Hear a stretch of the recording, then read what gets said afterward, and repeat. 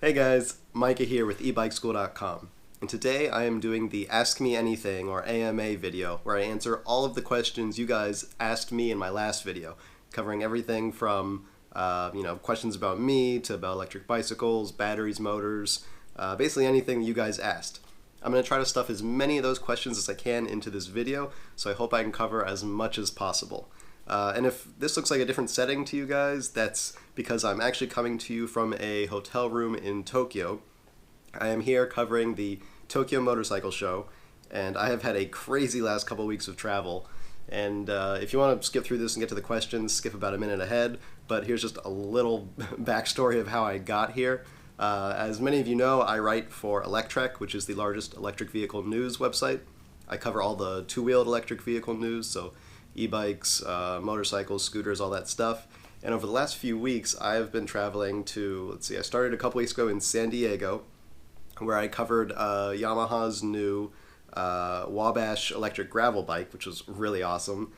From there, I went to Croatia, where I met with Grape, and I covered their Grape G6 electric bicycle that was just launched. So I got the first ever test ride. All of this is on Electrek, by the way, so definitely check out those articles. I'll put a link in the description below. And I made videos for each of these as well. From Croatia, I went to Barcelona, where I met up with Revolt Bikes, which is an awesome electric bicycle company. They make some of the most beautiful e-bikes I've ever seen, and it's just a really cool company. So I checked out their entire line of bicycles, and I saw some of the new stuff they're working on, including a sort of secret electric motorcycle project, which is pretty cool. So definitely check that one out as well. And then now I'm in Tokyo. Kimco brought me out to cover the Tokyo Motorcycle Show, where they had their Tokyo unveiling of their Super Next electric motorcycle, as well as some other cool news. So it's been a lot of travel. I am super tired. I actually snuck off to the press room at the Tokyo Motorcycle Show and slept on the floor for a couple of hours before my interview slot with Kimco because I didn't have time to go back to the hotel, but I was just exhausted from like 2 days of not sleeping with long intercontinental flights in between. But I am finally here and I am happy to be making this video. So let's get to your questions. Let's see, I've pulled out as many questions as I could, and I'm going to try to cram like 30 or something questions into this video. So let's start with it. Alright, so, oh my gosh, these are hard to pronounce. Zombor Sebastian asked, how does the LVC on a BMS work? Is it measuring the voltage of each cell or the entire battery? It is almost always calculating the low voltage cutoff based on a single cell. What the BMS is actually doing is measuring each of those cells, and when the first one hits the low voltage cutoff, it's going to cut off the entire battery's discharge. Let's see, Lotus, where can I buy a cheap battery? Lots of people get them on Alibaba, DHgate. Are Chinese wholesale batteries good? Alright, so where can you get a cheap battery? AliExpress. Are cheap Chinese batteries good? Maybe. That's kind of the problem. You know, they're cheaper. You can get a battery for probably half the cost if you buy it on AliExpress.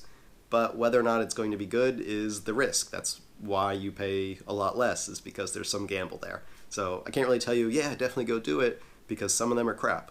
But there are also some good ones. So it's really tricky, and the whole point of buying those things on AliExpress is that's for people that don't mind taking the risk. Here's one from Reddit. Let's see. Saw a video about Overvolting, dual 350 watt motors. Oh, I missed that bike so much. I made that video a couple years ago with my bike in Israel. So I want a bit of speed, something like 30 miles per hour. Can I do that with two 350 watt motors? Yeah, absolutely. That bike actually got up to about 29 miles per hour. And so I was on a 52 volt battery. If you just put one more cell in series, that was a 14S battery.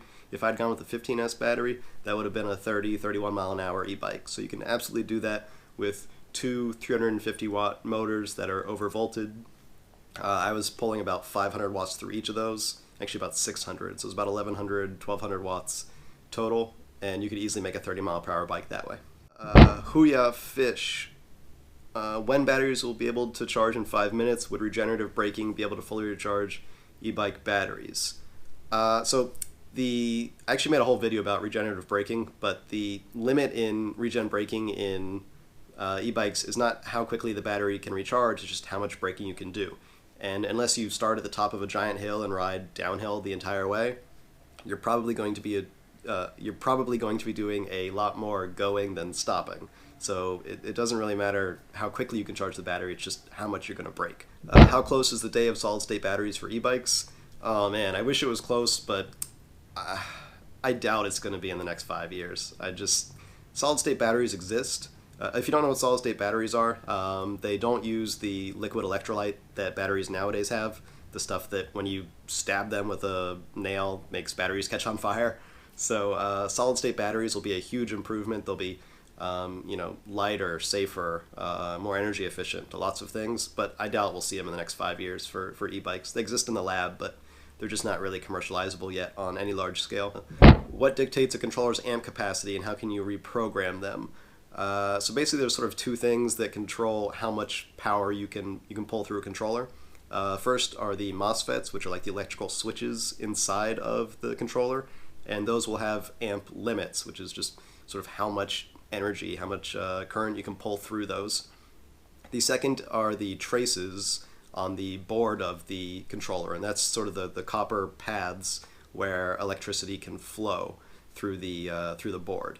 And so you can't really do anything to increase the current capacity of your MOSFETs. Maybe a better heatsink, but those things just have limits. Some people will actually solder more copper wire onto the traces on the board to increase the current capacity there, but there's not a whole lot you can do for a standard controller to pull more current out of it than it's intended for. In terms of reprogramming, if the controller is not designed to be reprogrammed from the factory, you're probably not going to be able to do it. That would require something really custom to get in there, and a lot of those chips aren't meant to be reprogrammed. How is your mother doing? Great, thanks. So I got a bunch of questions sort of about sort of me personally. Where do I come from? Wasn't I living in another country? What am I doing now? What do I do? So when I started my channel, I was living in Israel, in Tel Aviv, which is an amazing city, and you guys should all visit if you get the chance. And I lived there. My wife and I, we lived in Tel Aviv for 6 or 7 years, and then she got accepted to study for her master's in Boston. So we moved this past year to Boston, Massachusetts, where we've been living, and Boston's great too. I definitely miss Israel, but Boston's a lot of fun, and both places have their pros and cons. One of the questions was about the Army, so I did serve in the Army. I was proud to do that. It was a mandatory service for anyone of that age living in Israel, but I was proud to do my part. And I left the Army after finishing my mandatory service. I served as an officer, and I considered continuing on in career service, but it just, it wasn't the thing that I was as passionate about as doing what I do now, which is working with electric vehicles, sharing information, being a writer, an author, a journalist, and just sort of living in this community where I get to engage with all these hobbies that I enjoy and teach people about them. So while I appreciated my time in the Army and the things that it taught me, which was a lot of stuff from different fields, some stuff that I continue to use, some stuff that I hope I never have to use again, I'm happy to sort of start the next stage of my life. So now, what do? I sort of have 3 different jobs. I am a journalist for Electrek, which is really fun. I get to go around and do things like this, like come to the Tokyo Motorcycle Show where I am now, and I get to cover all the latest news on electric vehicles in the personal electric vehicle sphere. I'm also an author. You guys probably know about my books if you've watched my videos. And I also run Vruzen.com, which is a website that sells battery building kits. So those are sort of my main 3 side jobs. I guess I don't have a real job, partly because I'm lazy and partly just because I like being able to do my own thing.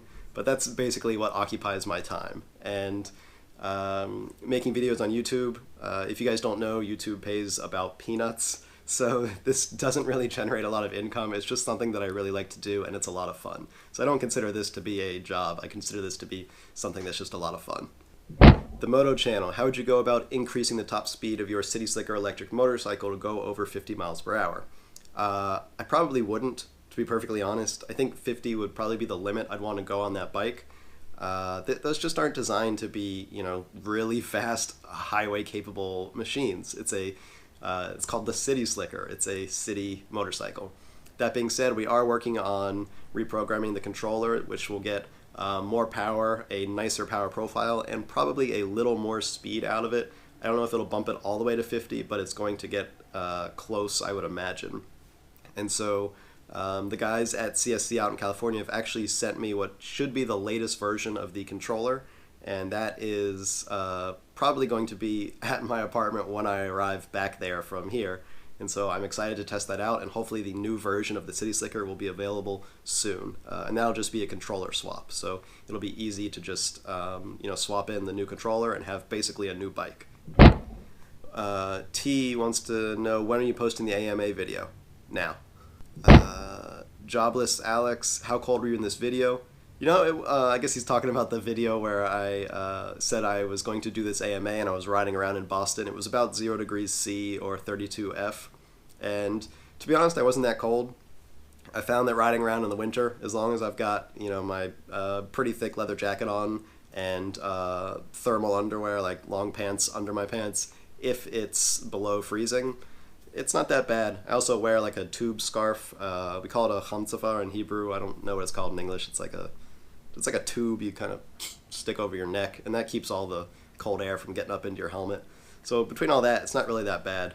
Also, I feel like when I'm out there working, if I'm filming a video, then I don't notice the cold as much, either because I have my mind on what I'm doing, or the crippling social anxiety of knowing that that video is going to be seen by thousands of people keeps me warm. I don't know. All right, let's see. DML 505. E-bike stores are limited. What's your take on buying online? Yeah, buying an e-bike online is tricky just because you don't really know how it's going to feel until you sit on it. I think one of the best things to do, short of being able to actually try an e-bike, is to just find as many reviews as you can. That's part of why I try to do a lot of reviews on Electrek, is because it's hard for people to find these bikes in person a lot. So if you can find really good reviews so you know how the bike performs, at least you'll know you're getting something good quality. And at that point, hopefully it feels like it fits you when you get it. H. Gutierrez, how's the electric motorcycle conversion going? Oh yeah, so I'm currently working on converting a 1969 Honda Sports Cub, it's a Honda 50 motorcycle, into an electric motorcycle. So far I've ordered the motor, controller, most of the electronics, and they are being built into a wheel and on their way from China. I'm using EM3 EV, which, if you guys aren't familiar, it's an amazing company. It makes just really great electric bike conversion parts. So that's where I'm getting the motor and controller and that kind of stuff. I'll build my own battery. I think I'm going to go with like a 72 volt, maybe like high 30s, up to 40 amp hours for about 3 kilowatt hours or so. And so that'll be the next step once I get the motor and stuff, is to build the battery. But I'm hoping to have that bike done in the next month or so. It's just taking longer getting all the parts in and, being out of the country for a few weeks. All right, Chris Vergari, what are your thoughts on the Surrani e-bikes? I think the Surrani is great. It's basically like a light electric motorcycle, though there are pedal kits to turn it into a bike. And the thing costs in like $3,500, something like that, which I think is amazing for the performance you get. Those things, I believe, are in like the 40 to 45 mile an hour range. And it's really just a great sort of electric motocross type bike, though there are some kits coming out to make them street legal, depending on your local laws. But I think those are great because it shows that a pretty good quality bike can be built in China for a really good price. And having more of those options on the market is just going to encourage further competition, which we're already seeing to create other lightweight, low-cost electric motorcycles. How do you check the remaining capacity of scrap laptop batteries? Will you ever come to India? The best way is just to use like an Opus style or a Litokala style lithium battery tester. And I definitely want to come to India sometime. I actually have a business partner, Urvaksh, that lives in India who I've never visited, and I really want to go visit. So I plan to come to India at some point, and I really want to travel there because it looks like an amazing country. Let's see. Derek Barquero, 5 questions. Man, you really doubled down there, didn't you? Let's see. Do you recommend the CSC City Slicker? Definitely. When's the full review coming out? As soon as I have the final controller, probably in a couple weeks. What's your favorite color? Blue. Favorite tool? Favorite tool? Probably a folding knife. I think cutting is like the most basic human like tool action that we have. Maybe pounding is the other one, like hammering, but you can find a lot of things to pound with. You can make a makeshift hammer, but it's hard to make a makeshift cutting implement. So I always have a like 3-inch folding knife on me. I don't now because I've been traveling carry-on, and I feel naked without my folding knife and Leatherman that I always have with me. But I think, yeah, a knife's probably my favorite tool. Favorite music, classic rock. Rame, can you make a video comparing and contrasting cheap e-bike batteries and expensive ones? That's a really cool idea. I actually really want to do that now. That's a great idea, thank you. Red Rum A, will you ever consider doing an e-car build? Absolutely, it's something I really want to do. One of my dreams is actually to take a vintage car and convert it. For a long time when I was a kid, I wanted a 1969 AMC AMX, which was a pony car of the sort of Mustang Camaro variety, but from AMC, so there were a lot fewer of them. They're a lot more rare. And at this point, I would love to find one that is in great condition, except maybe has some motor problems, and do an electric conversion. I think that would be really cool. If I do, I'll make a video of it. Keith C. I have a city slicker. The suspension is very jarring and hurts my back. Do you have this problem? I wouldn't call the city slicker's suspension jarring, but I would not call it luxurious either. Let's put it that way. I haven't found it jarring, so maybe you have the preload set too tight. I might try loosening up your spring, but it's definitely not, a super comfortable ride. Let's put it that way. Would you ever build a hybrid bike with a 125cc 4-cycle engine and 750 watt hub motor? I don't think I would. It's certainly possible you could do it. It's just I'm kind of all in on EVs at this point, so I don't think I would find benefit in having a hybrid because I'm just not interested in the internal combustion engine side of these things, but it's possible. I also got a few questions on what electric motorcycle I would recommend. People didn't say where they're from, so I'm going to assume both of these guys are in the US because most of my viewers are. Actually, I should say a plurality of my viewers are, because Americans are actually less than 50% of my viewers, but it's the largest segment. So in the US, if you need to go on the freeway or highway like Max does for any amount of time, you're basically going to be looking at probably a Zero as the only model that'll get you there right now. So far, there's no other. I guess Energica, but they're more expensive. But there just aren't that many in the US right now. So I would probably recommend like a Zero FXS, which starts at like 9,000, goes up to about 10 or 11 depending on the model. For Drew, says he needs a maximum of 45 miles per hour for less than a mile. At that point, you could go with the city slicker like what I have. They go up to about 45, and so that would do it for you. But that's probably the on the low end of what someone would need that actually needs 45 miles per hour true. Especially once you get near the end of the battery on the city slicker, it's not going to do 45 anymore. So something to note. Here's another question from Reddit. What's your favorite 18650 cell? Probably the LG MJ1. I just use them a lot. It's not that different from 18650 GAs, though it does have longer cycle life, or the Samsung 35E. They're all 3.5 amp hour cells, but I've used the LG MJ1 a lot. It's kind of my favorite. Have you ever thought about pimping a subscriber's e-bike? No, I haven't, but I think that would be hilarious. I don't know the logistics. I don't know how that would work, but that'd be funny. The Chevy Man, how do e-bikes compare to e-motorcycles? E-bikes are slower. Josh Lucas, 2 questions. How hard was it to build your first pack, and have you ever done anything stupid with your batteries? How hard was it? It was actually pretty hard, my first pack. I didn't know anything about building batteries. Not a lot of people did. When I started, I was just sort of figuring it out, and I had this terribly cheap spot welder, like, version 1.1 from China, and it was a pretty dirty looking battery when I got done with it. That was many years ago, and I've learned a lot since then. Actually, that's not true. My very first battery was a headway battery, which those are a lot easier to put together because you just screw the terminals together. My first spot welded battery was pretty rough. Have you ever done anything stupid? The stupidest thing I've done, I haven't done anything stupid like, try to do something stupid with the battery, but while building a battery once, I was sort of, I was focused on building the battery, and I noticed there was this old cardboard box of paper clips on my desk, sort of near the battery, and I was sort of the back part of my brain was like, oh, that's not safe. Like, I shouldn't have a bunch of paper clips around an open battery with tons of, nickel strips and live circuits on it. So I went to move it, and without thinking, I picked it up and carried it sort of over my battery. And as I'm doing this, the half of my brain that's controlling this action realizes oh, that's not good. Now I'm holding this disintegrating old cardboard box full of paper clips over a live battery. But I couldn't switch on the other half of my brain to like change anything, so I didn't want to disrupt the box and have it just sort of like frag grenade open and shower my battery with paper clips, which would instantly weld themselves to all of the nickel strips and cause multiple shorts. So I just had to sort of continue with the action of gingerly moving this box across the top of my battery until I got to the other side. Then it was like, whew, and got the paper clips out of there. That was probably the stupidest thing, but I vividly remember that moment and thinking this can go bad in a number of ways. Alright, Spector. Does the color blue on an e-bike or scooter make the electricity flow more efficiently? Yes, absolutely. Jeremy, when you got into this sort of thing, have you always been into building batteries? Or you just try it and get addicted like I did? Definitely the second one. I didn't know that I wanted to get into building batteries or that this was going to be like a thing for me.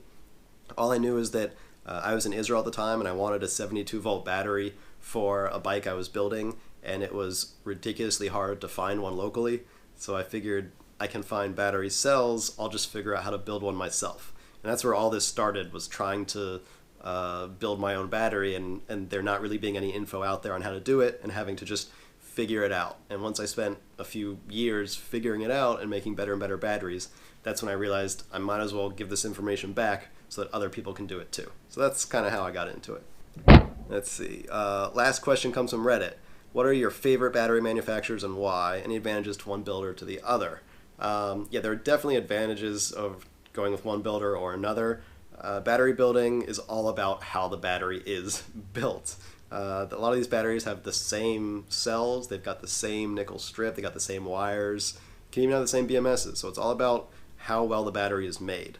The one part that does often change is the BMS, so you want to use someone who uses a good BMS, but when I'm choosing a factory-built battery, I usually go with EM3 EV, just because they've been doing this for years and years, and they have incredibly high-quality batteries. They've been leading the industry in implementing innovations like cell-level fusing and custom-designed battery enclosures, and they're just really high-quality batteries. So I usually go with EM3 EV if I'm going to buy a battery instead of make it myself. Alright, thank you guys very much for watching, and thank you everyone who sent in questions. Like I said, I tried to fit as many as I could in here, and I chose ones that seemed to cover a really broad range of questions. So thank you to everybody who participated, and again, if you have questions, please always put them in the comments. I try to answer as many as I can. Sometimes I get so many comments that I can't read all of them, but I do my best. And when I see questions that seem like they would make really good educational videos, I try to take those and answer it with a video showing the answer to those questions. So thank you everyone for participating in my channel. Until next time. Oh, last but not least, I still have to do a book giveaway. So the randomly selected commenter for my last video is Kevin. So congratulations, Kevin. Just let me know which one of my books you'd like and where to send it. You can choose from the Ultimate Do-It-Yourself e-bike guide, DIY Lithium Batteries, or DIY Solar Power. And anyone else who wants to win one of my books for free, just put a comment below, and hopefully you'll be one of the randomly selected commenters at the end of my next video. Thanks for watching, everybody. See you next time.